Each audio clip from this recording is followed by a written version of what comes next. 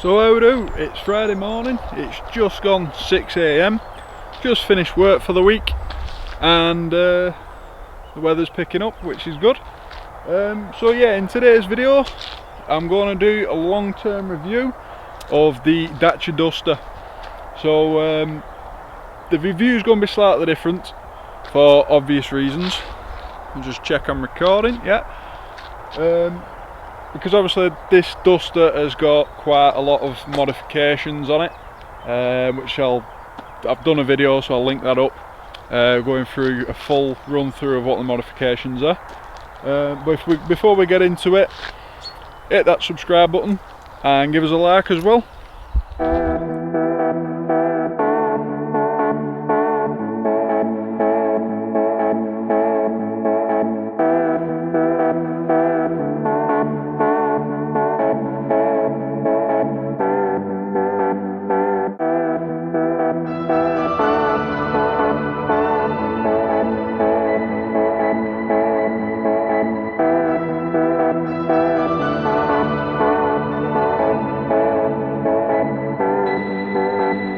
Before we jump in the car and get driving, I just want to point out, so it's a long-term review. I've had the car nearly 5 years. This is a 2015 Dacia Duster 1.5 diesel Laureate or something along them lines. I'm not quite sure of how you pronounce it, but yeah, you'll know what I mean if you look into it. So it's a four-wheel drive version. Obviously that's what I wanted. So this car, I think when it was brand new, was £16,500. I think it was 16 to 18,000, I can't quite remember. But yeah, for that sort of money, I'm going to show you what you would get and just do a run through of all the things that have happened with it, all the breakdowns that I've had, so I'll keep you updated on the reliability.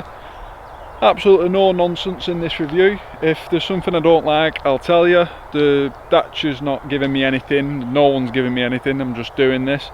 But all it is when you're online and Dacia comes up, there's a lot of negativity about it, which I don't see why myself, but like I said, we'll go into that. So yeah, I mean, James May likes them, so what's not to like? Also got the Sandero as well, so I might do a review on that at some point if you want to. I've had that the same amount of time, bought the Duster and the Sandero on the same day, so if you want to see a long-term review of the Dacia Sandero, let me know in the comments and I'll throw something together for you. So before I fire it up, so this is just with the stuff running. In fact, I'll just start it up now so I don't flatten the battery. There we go. So yeah, like I said, this is the Laureate. They do, well, at the time they did, I think it was the Ambience, Laureate, Prestige, stuff like that.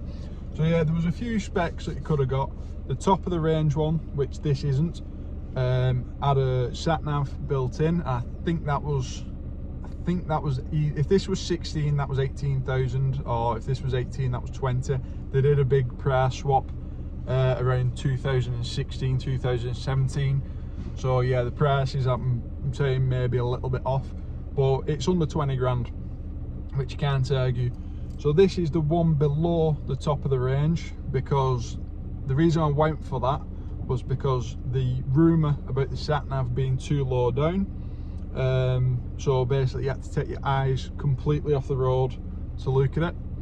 So I didn't fancy that, and plus I already had a decent sat nav, so I didn't bother with that one. So yeah, let's got this front and back. CD player, Bluetooth, which I've been through, auxiliary, USB, Aircon,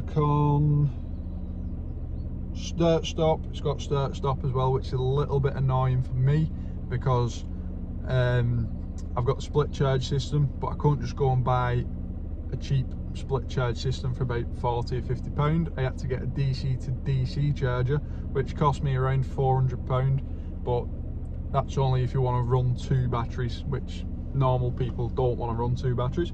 So yeah, so that's not an issue if you're normal.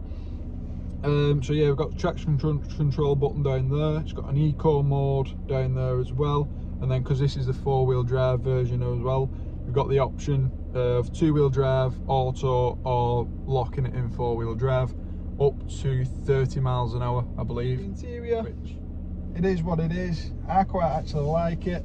It's got some nice stitching. I'll try and get a picture of that or a little video of that later. I quite like the way the interior is done. It is very Renault in here, obviously, because the parent company being Renault. So all the buttons for the cruise control and everything, they're the same as the Clio.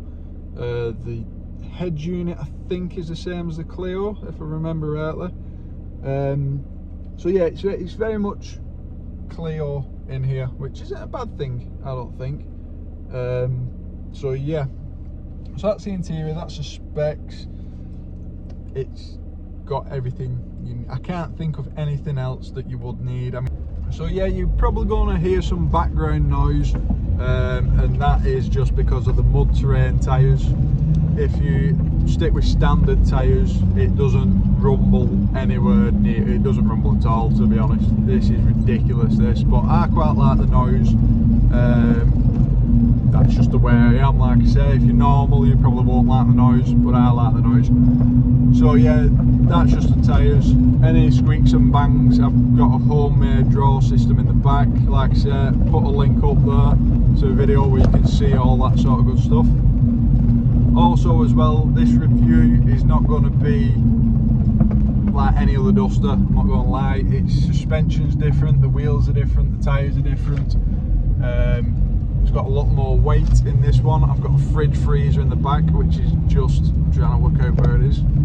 It's there, that box there. So yeah, that's a fridge freezer.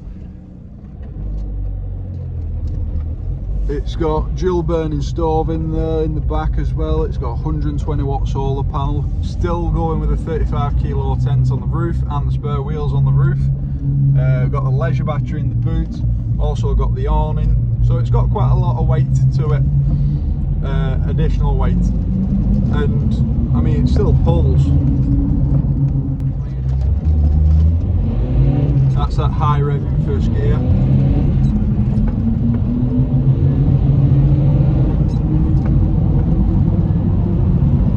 We're doing 50 there. It's a 60 mile an hour road before anyone says anything. So we've just been doing 50 there. No bother. Not pushing it to its limits at all. Handling on it. Handling is good on it. It's not track day car, anything like that. It's your average car handling. A little bit tricky on this one because the tyres really don't like wet tarmac. But you just get used to it. So yeah, that sums up the car pretty much, and gives you a lot of the good, well, what I think are good things, because I'm a bit of an idiot, as you can probably tell. So hopefully you can still hear me okay, because after a little tumble there, the microphone's broken. So yeah, looks like I'm shopping for a new microphone today. So yeah, what I was trying to say is that owning a Dacia, obviously you end up in all the Dacia forums on Facebook and all that good stuff, and there's a few things that bug me about that. Not about being on the forums, but just what's said in the forums. And it's like, people buy these cars because they're cheap, and then 3 years later, when it comes up to the first MOT, they'll put on the forum, oh, tomorrow's the first MOT, will it pass? Of course it will. As long as you've not done something stupid, or as long as you've looked after it and not done anything really stupid in it, it'll pass. This passes, and I take it green lady. So I can't. It does wind me up a little bit, because it's sort of like they treat Dacias as sort of a single-use car. So sort of 3 years comes up, first MOT, put it in the bin, we'll go and buy a new one. And it's just a little bit stupid, in my opinion anyway. So yeah, that's just want to get off my chest before I went into reliability. So, reliability. Well, the first day I got it, when I went picking it up, this was an ex-demo, so it was, I think it was 6 months old at the time. Didn't have any miles on it though, it was just basically sat there. So yeah, it had been seen and used, well not used, but it had been seen and people had sat in it testing stuff out, and someone had jammed 2 CDs into the CD player. So yeah, the first day I picked it up, I booked it in for the CD player to be fixed. So, but you can't really blame the car for that, or Dacia for example. 3 years into owning it, the starter battery went. Obviously I'm saying starter battery because in mine I have 2 batteries, which is an aftermarket one. So yeah, so the starter battery one went, but the guarantee on batteries is only 3 years anyway, and also it probably was my fault that it died, because I was actually running the previous fridge that I had through the starter battery. So, and the previous fridge I had was on permanently. It didn't cut in and out like this one does, it was on permanently. Third issue that I've had, well yeah, go on, we'll go with 4. So the third issue I had, again was my fault. Well, not my fault, but sort of my fault. I put a tow bar on and all the electrics myself. I'd done the split charge system myself and everything. Worked fine for a couple of days, and then all of a sudden it wouldn't do anything. It wouldn't start up, it wouldn't even put lights on the dash, it wouldn't do a thing. And what had happened is one of the connectors that I put in was faulty. Just bad luck, I suppose. Sometimes you get faulty connectors. Yeah, so one of the connectors was faulty and was shorting out, but was shorting everything out. So replaced that, and that was fine. So again, not a Dacia problem, more of a my problem. Now the 4th thing, this is the most recent thing, and I can actually blame this one on Dacia, sort of. So, driving home one day, a couple of weeks ago now actually, didn't need my lights on, BMW pulls out in front of me, went to beep the horn, as I'm doing that, and as you can probably tell, I'll press it again, listen for it, let me just change gear so not got, so listen for the horn, doesn't work. So yeah, that happened about 2 weeks ago, 3 weeks ago, can't remember when. Had a look online and apparently it's a common fault. But I mean, this is nearly 5 years into owning it, and that's my first problem. My first Dacia problem is the horn not working. Obviously it is an MOT failure, but the whole entire indicator stalk, because that's where the horn is on these, is a £15 part. So in 5 years it's cost me £15. Hopefully you've enjoyed this video, hopefully you've gained a bit of information, a bit of knowledge about Dacia. They're not bad cars, but it's like anything, if you've had a bad experience or something, you're going to post it everywhere and make everyone aware of it because you're wound up about it.